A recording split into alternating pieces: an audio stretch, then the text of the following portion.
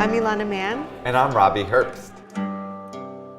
We're the organizers of Chats About Change, critical conversations on art and politics in Los Angeles.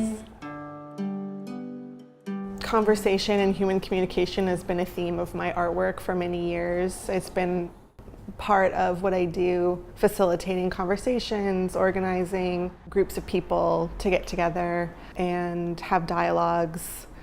I think for me, I often perceive a lack of dialogue in culture.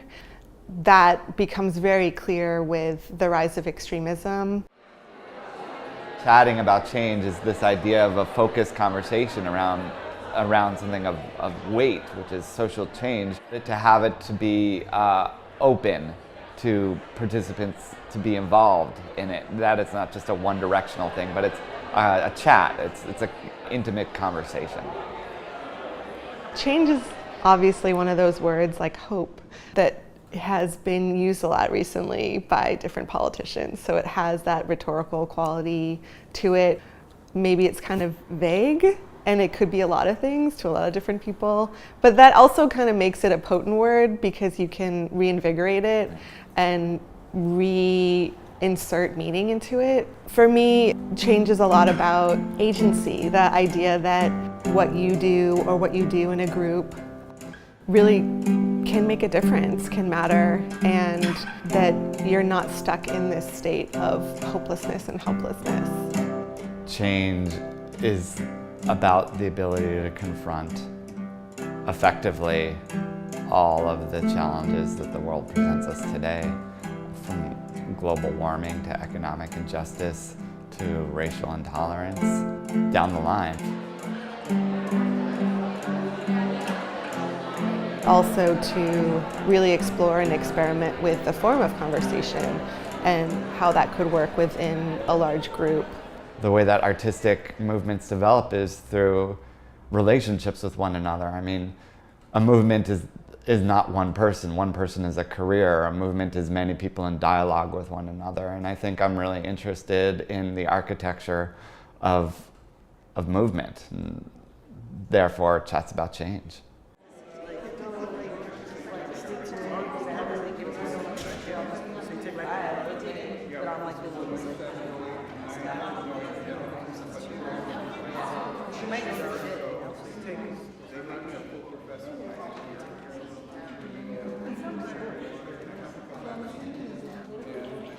I'm going to ask you to move your hands up in the air and try not to touch anything, your chair, other than the floor, nobody else. Just shake your hands, shake your hands, shake your hands. Don't touch them, just stand. Is anybody feeling anything? Yeah. What is it? Say it loud. You proud. Tingling and tingling.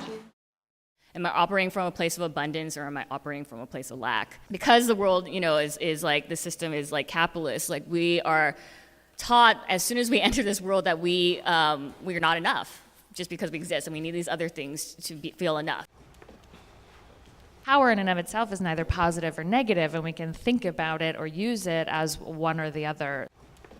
A lot of people have this mindset that things are fixed. Like we have to accept what the teacher says or what the city says. Actually, what I've seen is that we elect those representatives. We are the boss, and if we organize and we get our voices together and we know what we want, they have to listen to us. They have no choice.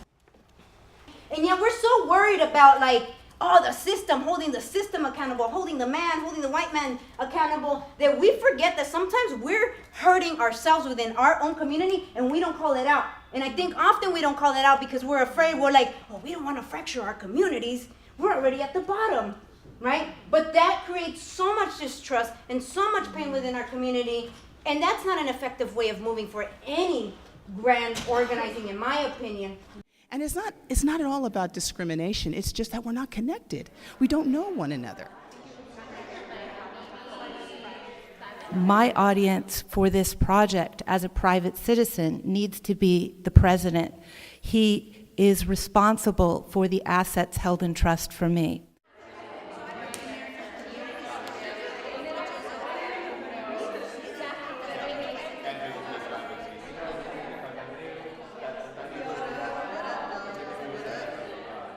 I'm always debating that issue, right?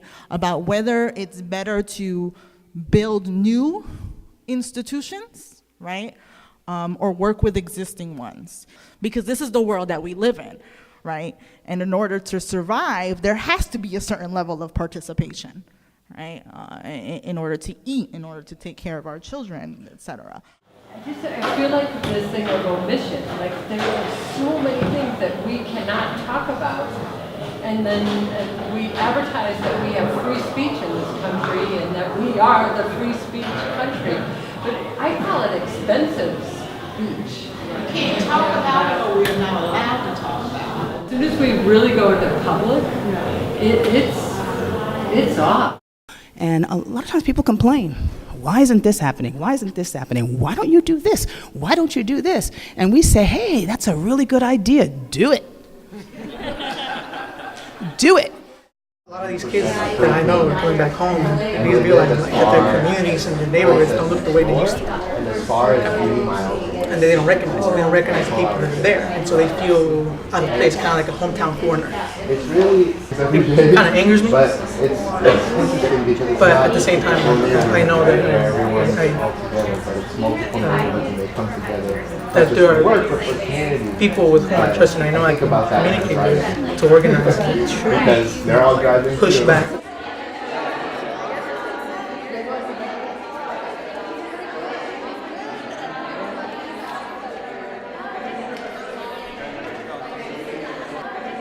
I'm going to start with self-pedagogical practices. So one is the dream vision, the one on the left.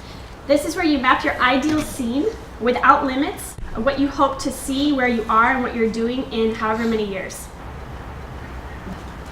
The plant is no different than you are. It's just a different manifestation of energy. Okay?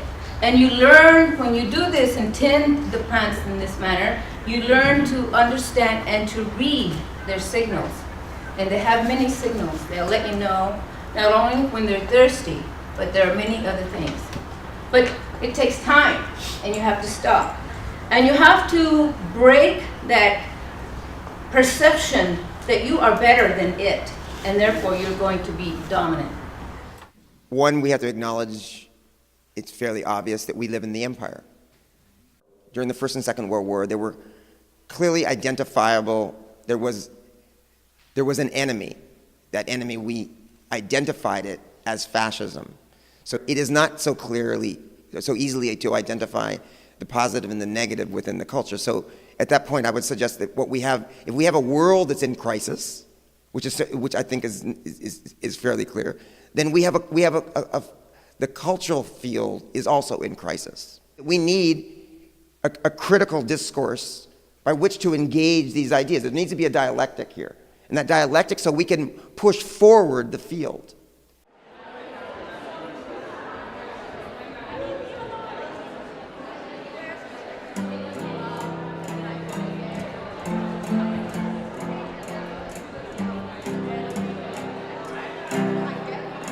How did this event, among many different events that was shared between people, how did that alter the consciousness or shape consciousness amongst people who were there in that room? That's always a question of mine, and honestly, I don't know how to answer that. You know, in my ideal, the participants left there and were like, oh yeah, revolution in LA, it's gonna happen next week, and I'm gonna get all my friends and we're gonna be on this corner and we're just gonna like expand consciousness tenfold with, you know, these ideas that we came upon at Chats About Change. but I don't know if that's going to happen or not. It's just, you know, there's no measurables. Maybe we'll see things in the next couple months or that are like we could trace back to this, or maybe not. I mean, it's the ephemerality of, let's just say, a rock concert or something like that, where like you alter people's minds in some way, or maybe it was a dud. With a lot of this kind of work, whether you're an activist or an artist, you can feel really burnt out and feel like you know, you're struggling and striving and things are happening, but they're not happening fast enough. So often in conversation, we're left arguing for one thing as opposed to seeing a multiplicity of things and to recognizing how we have not just an answer, but we have many answers to different things. And it's that space of difference that's really exciting. There's just not one way to do things. There's like lots of different ways to do things. And that if we are able to see that there's not just one thing, it's very supportive of people, of the human project, of difference, and that we really start to expand the idea of what it means to be human. To be together in a space with other people, having one-on-one conversations about issues that we all hold really near and dear to our hearts is crucial in terms of political and social change.